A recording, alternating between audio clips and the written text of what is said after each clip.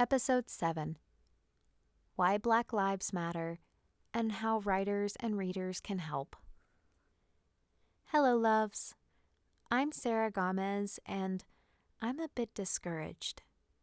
I typically post content on this podcast talking about reading and writing romance, but I felt this one was a bit more broad in social terms. So I wanted to make it more of an open discussion. This isn't going to be easy, and if you'll hear me out for just a little bit, I'm hoping you can walk away a little bit more informed than you were before. I want to talk about why lending our voice as a collective to the Black Lives Matter movement is so important. It's about equality. And I hear a lot of discourse around the phrase, all lives matter. I get where they're coming from, but that's where equality hasn't been achieved. The Black community still faces systemic oppression and racial profiling in their day-to-day life, even weathering microaggressions that are thrown out by acquaintances and colleagues. That is why Black Lives Matter, and it's important that we understand what that phrase is conveying. When using the phrase or argument of all lives matter instead, it's disregarding the divide that racial discrimination has created in our judicial and economic systems. It's only perpetuating the issue of racial injustice by ignoring it. It's basically saying, I think it's fine, then carrying on as if nothing happened. I'm not a psychologist, but I will try to break the concept down. Humans are predisposed to social categorization. Oversimplified, it's a way of saying we put ourselves into groups based on race, religion, gender, etc. We have an unconscious bias towards others who are different from us due to outside influences we grew up with. It's that bias that makes people clutch their purses or wallets tighter around minorities. It's that bias that keeps some white folks from going to an area primarily made up of minorities or labeling said area the rough neighborhood. If you find yourself staring a little too long at a complete stranger of another race or religion and assuming stereotypes, that's a disposition of an unconscious bias. Here's the thing. The Black community faces this every day. Just to give you a little insight, I once asked my friend why he never showed anger at work. Most of the time, he walked out of a room instead. I could tell he got just as frustrated and upset as everyone else on our team. You see, we worked together as colleagues. He said it was because he didn't want to get a reputation of the angry Black man, because he knew that's the narrative people would play into. Just because he was a Black man that showed a bit of irritation in a situation anyone would show, he was fearful others might stereotype him.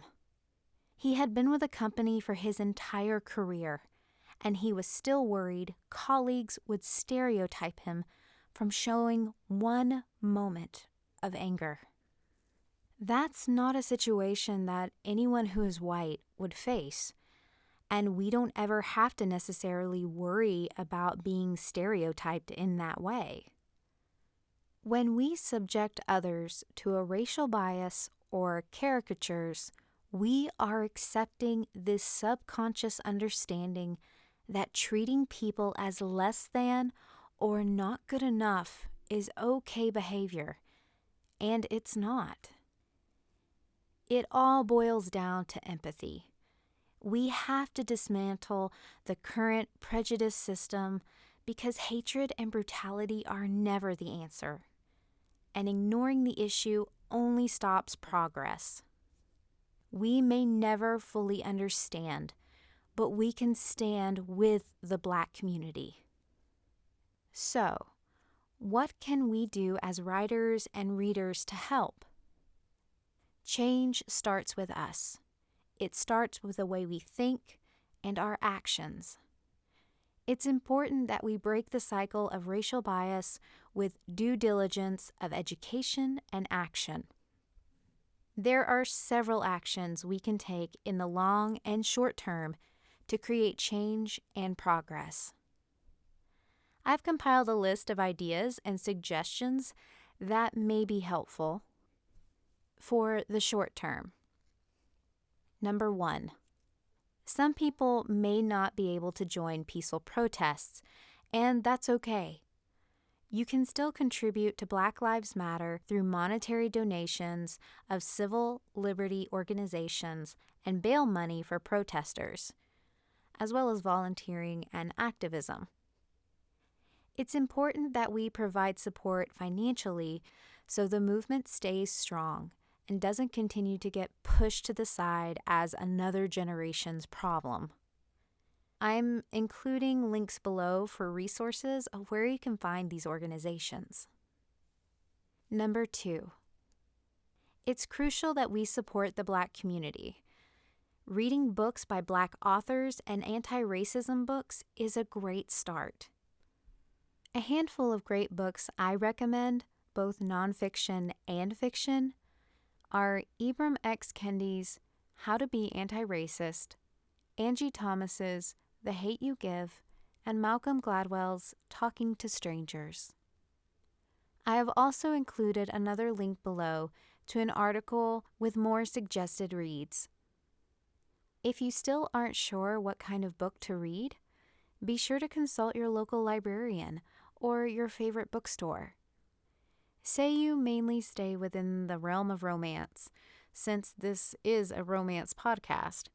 How about reading a romance by a Black author about a Black heroine with the perfect amount of steam and feels? May I suggest Queen Move by Kennedy Ryan. Reading a book by a BIPOC author, that is a Black, Indigenous, People of Color author, with a protagonist that looks different from you, is a huge win. It's about expanding our mindset to not think about people as only white, but to recognize and value the experiences of others, many of which are different from our own. Be sure to add your new favorites to your bookshelf and follow authors you enjoy to read more of their works. This can become a long-term goal as well. Number 3. Search out and support Black-owned businesses, both in your local area and online. We can uplift one another by letting our Black neighbors know we see and hear them. We should strive to actively listen and educate ourselves on how to be inclusive within our community. And one direct and sustainable way to do that is to support and highlight Black-owned businesses. There's another link below with a fantastic list of Black-owned businesses in different retail categories. Another easy way to find Black-owned businesses locally? Google it. Contributing to these businesses can also be a great way to support long-term as well. Number 4. Finally, vote. It's an election year. This is a time for action. The simplest action is to vote. Our current leadership has made it okay for people to act on their hate and has actively divided the nation. I once heard a perfect quote that sums it up. A community will never rise above the level of its leader. We're seeing it played out in the media every day. Make sure you let your voice be heard, register to vote, and show up at the polls. It'll take a lot more to heal our country than voting out bad leadership, but it's a step in the right direction. For the long term. Number 1. As writers and readers, we have a voice and a platform, no matter how big or small. It's important that we use those tools to uplift BIPOC writers, content creators, and activists. If you read a book by a Black author that is impactful for you, leave a review, share an appreciation post for their work, or give word-of-mouth recommendations to your friends and colleagues. It's important that we engage with content minority communities produce in order to encourage algorithms and promote important narratives. And as much as I absolutely hate to say it, a recommendation from someone who is white might go further with specific audiences. Number 2. Something else to consider is how we are representing any minority communities within our writing. The danger of misrepresentation isn't just the overt oppression or discrimination of one group of people.